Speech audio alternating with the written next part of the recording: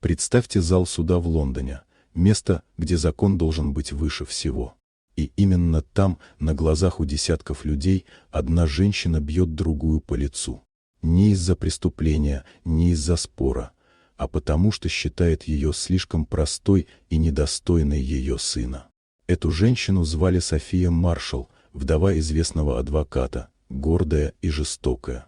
А пострадавшая Эмилия Росс, тихая, умная девушка из рабочего района Манчестера, не привыкшая к роскоши, но честная и сильная духом. Эмилия училась на юриста, скрывая, что ее отец – один из самых уважаемых судей Британии, сэр Роберт Росс. Он всегда просил дочь держаться в тени, не пользоваться его именем, чтобы строить карьеру самостоятельно. Когда Эмилия влюбилась в Дэниела Маршалла, младшего сына Софии, она верила, что любовь сильнее предрассудков. Но мать Дэниела думала иначе. Для Софии Эмилия была девушкой не из их круга, угрозой их репутации и наследию.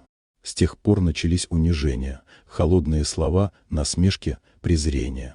А Дэниел он любил Эмилию, но не имел смелости защищать ее.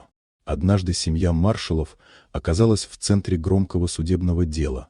Старший сын растратил деньги фонда. София решила сделать все, чтобы спасти честь семьи. Но судьба сыграла злую шутку, дело попало к судье Роберту Россу. Она не знала, что это отец той самой девушки, которую презирала. В день заседания зал был переполнен. София, нервная и надменная, сидела рядом с сыном и Эмилией. Во время перерыва она подошла к невестке и, подняв подбородок, прошипела: «Ты позор для нашей семьи».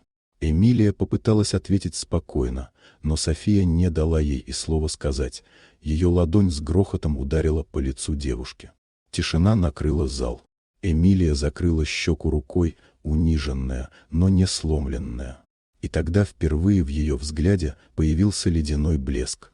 Она молча вышла и направилась прямо в кабинет судьи. Когда Роберт Росс увидел дочь с красным следом на лице, он понял все без слов. Через несколько минут дверь в зал снова распахнулась. Судья вошел, за ним шла Эмилия. Все встали.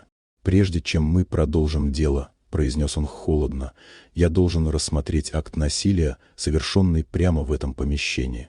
София побледнела. «Ваша честь — это недоразумение», — залепетала она. «Недоразумение?» — повторил он. «Женщина, которую вы ударили, моя дочь». В зале раздался шум. Судья стукнул молотком. «За проявленное неуважение к суду и акт физической агрессии приказываю взять Софию Маршалл под стражу». Охрана вывела кричащую женщину, а пресса уже писала о пощечине века. Позже аудит выявил масштабное мошенничество в фонде семьи Маршаллов. Все состояние Софии было арестовано. Дэниел потерял все – деньги, имя и любовь. Эмилия же, под руководством отца, открыла юридическую фирму, защищающую простых людей от богатых и безнаказанных. История, начавшаяся с пощечины, закончилась торжеством справедливости. И урок был прост: никогда не бейте тех, чью силу вы недооцениваете. Иногда за ними стоит сам закон.